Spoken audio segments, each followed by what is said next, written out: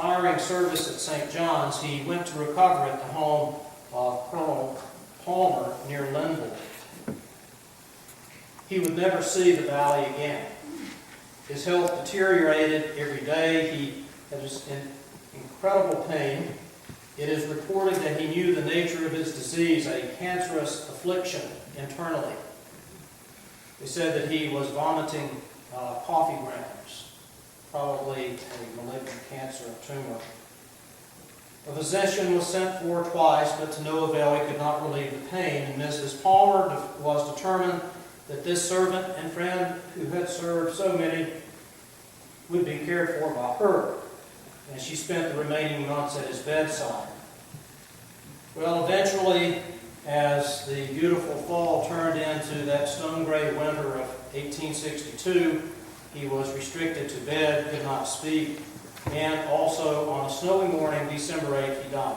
Passed into larger life, a sheep of God's own fold, a lamb of his own redeeming.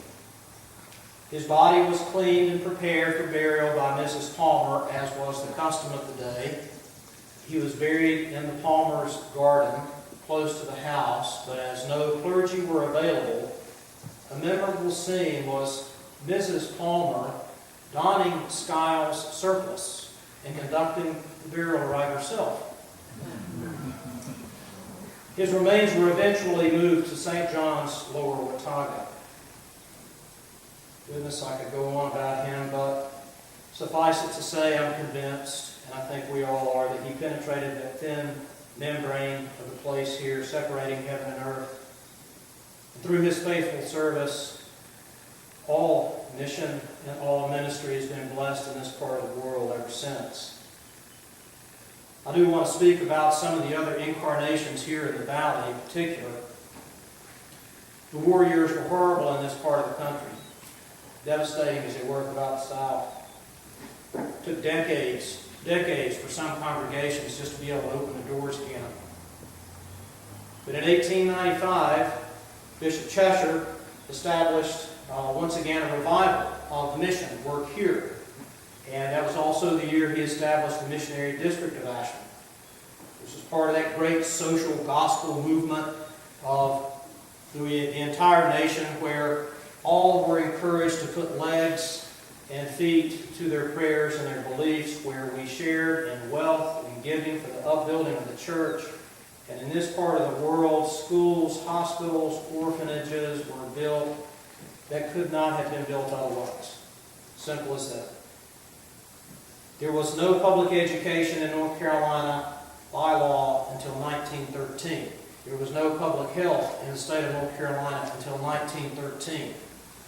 If anyone was to be educated or cared for in any way, shape, or form, the church had to do it. And the church did. With this great revival here, we find a school once again established, giving the basics, rudiments of education, as well as a vocational school for boys and girls. They planted an apple orchard, wagon factory, and once again, farming, and encouraged the co-op. I knew a woman who attended the girls' school here. She was a member of the church when I served as rector here back in the late 90s. Her name was Angie Lawrence. She was a Mitchell. Her father was the stonemason who built this church. Local mountain family.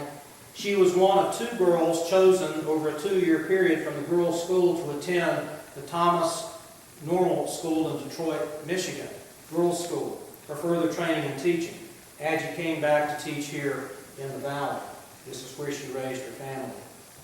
Other people who served in this area, deaconesses from all over the country, came here. We have some notes in this associate mission, again with arms throughout all of the western North Carolina mountains. Some of the annual reports written by some of the deaconesses were written in pencil, and they apologized that they were in pencil, but all of the ink in the schoolroom had frozen solid. That's all they could write with. The apple orchard was also encouraged income, helped the economy. The deaconesses encouraged teaching, nursing, and we also have people like Mary Horner, whose this painting is given in memory of, sister of Bishop Horner, who was a faithful teacher here for a long time. Then we also have in the 19 teens a man by the name of Lee Francis Anthony, another local boy from Shelby, who served here in Valley Cruces, came here in 1917 at the age of 27. Served here for a little over a year. And as the war closed, we also know what happened in late 1918 in this country, the flu pandemic. 600,000 Americans died of that. People died here in the mountains too. Lee Francis Anthony was one of them. In the Diocesan Journal, 1919, he was memorialized.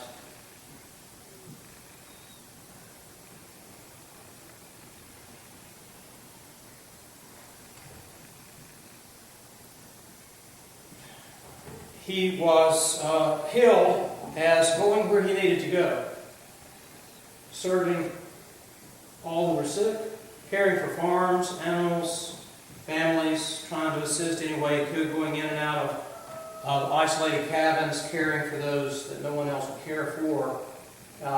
Just after Christmas of 1918, he contracted a fever, and on Epiphany Eve 1919, he died. He said the local people remembered him, and that so many were concerned, they packed his body with snow and ice, trying to keep the fever down. The cross that you see on the altar here is a memorial to him. It was purchased by pennies and nickels of the mountain people in the valley. They mourned for years for him. Still called Father Anthony. Later in the 1940s, there were other incarnations here in the valley.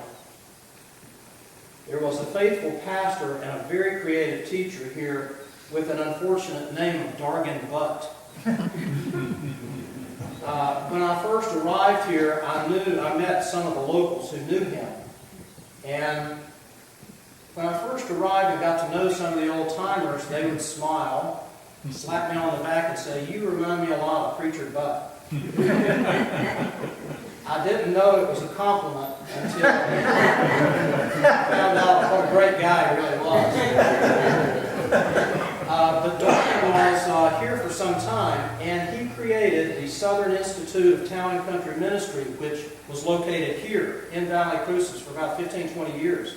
Seminary students from all over the country would come here to learn about rural ministry, and it was also Bishop Henry was wise. He knew exactly what he was doing because he used it as an opportunity to recruit clergy to these mountains.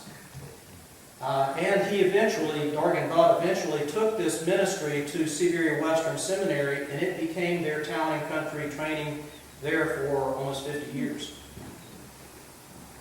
The last bit that I just want to mention, and again, it could go a lot of different directions, but I want to go back to Billy Burns. Billy Burns was at the forefront of the revitalization of what we now have with the Conference Center, and with this parish now being this mission parish, which was a mission, being a parish status. But I want to offer this teaching that he had, and I continue to use a lot of times. He was also an artist, Billy was. Stained glass artist. And he created this cross, the design of this cross. I hope you can see it. It's the St. Andrew's cross. That's the cross in the valley. The blue and the green, he said, represented the natural rivers, creeks that flowed through the mountains and the valley, and the lush forests of the green.